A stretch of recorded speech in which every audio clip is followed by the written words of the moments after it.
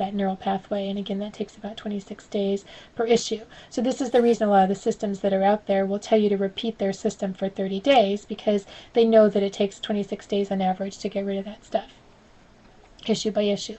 So what happens is, if you're instead of working around the edge of the onion, I'm going, let's say, 10, 20, 30 layers deep into the onion, okay? This is a dramatically different place to be. I may remove 1 to 2 million of all your negative thoughts in one thought shifting session. And because of that, there's going to be things that you notice today, things you notice tomorrow. You're not just working on the conscious things that you're aware of, but a whole bunch of things that are underneath the covers. So to give you an example of that, and this is a good time of the year because it was actually 4 years ago, to this day, I believe it was. See, my kids were 2 and 3, and now they're 6 and 7. So, yeah. So it was 4 years ago. So what happened was, after I had been shifted, and this was being shifted all the way, the holidays came, and actually first my nanny's birthday came, which just passed, and she was turning 65, so I wanted to give her a surprise birthday party. And it was the day of the party, and I said, I'm having a party today. I should figure out what I'm going to have to drink. And then I had my kids' toys all over the house because they were 2 and 3, and I said, people know that I have kids, it's no big deal. Now let me contrast that to what would have happened before. Previously, I would have been stressing about that party for 2 or 3 months. I would have wanted everything to be perfect. I would have had everything planned down to a T, and there wouldn't have been a kid's toy in sight, okay? And what happened was that all went away. It was the day of the party, and I went, I'm having a party today. Now that might seem like a silly thing, but I didn't really realize that my planning for parties was based in negativity, and it just went away. And if I hadn't had that, and it was such a stark difference, I probably wouldn't have even ever noticed that the other thing that went away was my stress. I used to be highly stressed before I'd have any parties, and in fact my ex-husband would say to me, I hate it when you have parties because you're always stressed. Well, you know what? He was right. And I didn't even realize I was stressed because, again, it was hidden negativity until the stress went away. And then I could feel the difference, and I went, wow, that stress is gone. And then Christmas came, and we usually do a Christmas party on our block, and the person who planned it decided that we weren't going to have it, and I wanted to continue our tradition, and so I went ahead and planned the party. And I was probably the busiest person on the block, no stress. I put up the Christmas lights by myself and all the decorations, no stress. I had, Thanksgiving at my house, or before, the Christmas decorations, and my grandma came over, and when she was still alive, and she said, we should have had sweet potatoes, and I was like, yeah, you're right, and I made a mental note, but I didn't say, oh my gosh, why didn't I think to do the sweet potatoes and all that? No stress. Christmas came, no stress. And I can safely say that I've never felt the stress like that of planning for events, planning for parties, or any of that again.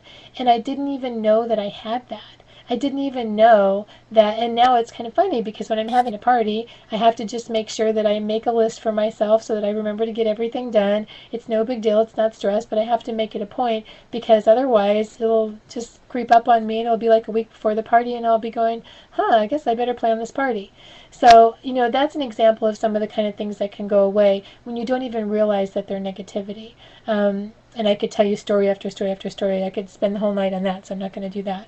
But that's what happens because so much is hidden to us. And so what I've done is I've actually created programs around the thought shifting to teach you what it's like to live in this space, because your conscious thoughts do become more powerful and you're more likely to create what you want, but you're also more likely to not to create the wrong thing if you focus on the wrong thing. So I've created programs around that, and I call those programs by level. So my thought shifting program is level 2, and quantum thought shifting, where I remove it all, is level 4, and then there's a level 3 in between. So that just kind of gives you an idea of what I've learned and what's going on and where I'm coming from, and why you may be trying to get to the root of an issue, or you may have a roadblock, or there may be something that's in your way, and it may seem like it's so elusive to figure out where on earth it's coming from.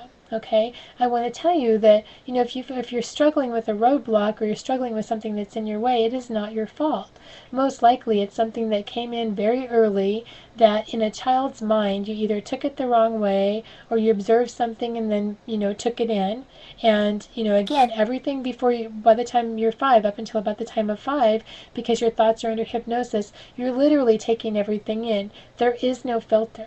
This is why it's so important for us as parents to become a filter. One of my passions, one of the things I've gotten to do a little bit of, is do some media consulting for kids' TV shows. And I'm telling you, you know, you don't even realize the negativity that's built into the kids' TV shows till you start watching them. Our kids are so inundated with negative limiting messages from us because we're operating with 97.4% of our thoughts negative, almost all hidden to us. They're getting it from us, they're getting it from the media, they're getting it from other caregivers. And what's happened is our teenagers today are actually 97.8% negative on average. So and that's actually significant. It's a significant number. It's a few 100,000 more negative thoughts than we have as adults. And this is part of what's contributing to things like our school shootings and the violence and the gangs and things like that we have going on with our kids. So, you know, I'd just like to put that out there because I think it's really important to be aware of that so that we can all kind of be keeping our eyes and ears out for how we can sort of turn that situation around. Okay, so having said that, I'm going to go ahead and start and take a look at some of the questions that we have out there, and then I'll be calling on some of you. Last week I had people that were on the Ustream and people that were on the phone call, so I wasn't really prepared for that because I'm new to doing the Ustream part of this again. So when I have somebody that's on the phone call, like I said, I'm going to put it on speakerphone so that you all on the video will be able to hear it as well. Otherwise, I'll leave it on my little headset thing so I can get the best quality for the recording. And then if you're on the Ustream and you've submitted a question, I may call on you, and you can go ahead and either stay on the Ustream, or if you want to go on the phone call to talk more, for me to ask you questions, sometimes that's helpful. So I'm going to turn my back to you for a second on the video and take a look at some of our questions. And let me actually start with this. I'm going to give the people that are on the live phone call a chance to, if there's any of you that are on the phone call and you have not asked me a question before and you would like to ask me a question tonight, go ahead and push *3 and I'll let you get started with asking the question. So just kind of an extra benefit for being live on the call. And then if we don't have that, people that are wanting to speak up, some people just like to listen in, then I'll go over to the questions that you all have submitted. And then I'll also take some questions from the Ustream if you guys would like to do that as well. So let's see, okay, I do see somebody, and this person, let's see, is in the 480 area code.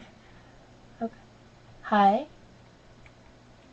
Hi, Krista, good. Thank you for being on. I'm great. How are you?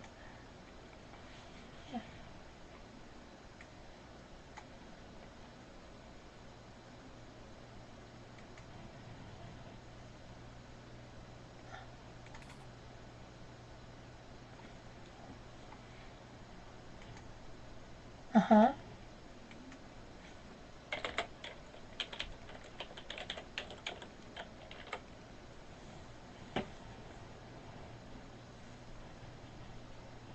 Okay. Okay.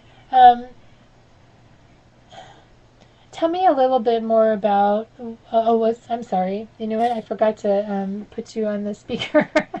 I got to get this system down. Okay. All right, Krista, are you there? Okay, whoops, and then I have to put it on speaker too. There you go. Okay, I'm sorry, you guys. We'll get all these technology things squared away.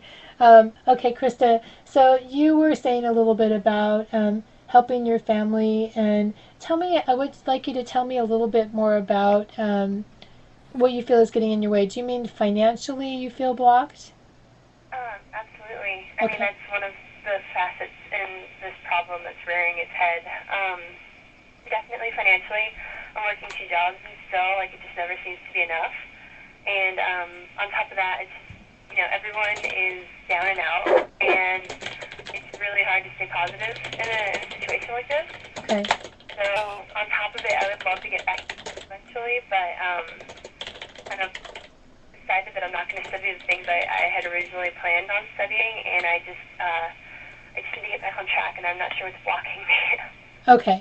Okay. Hold on, the Ustream is telling me they can't hear you. I'm making sure they can hear you now. Okay. So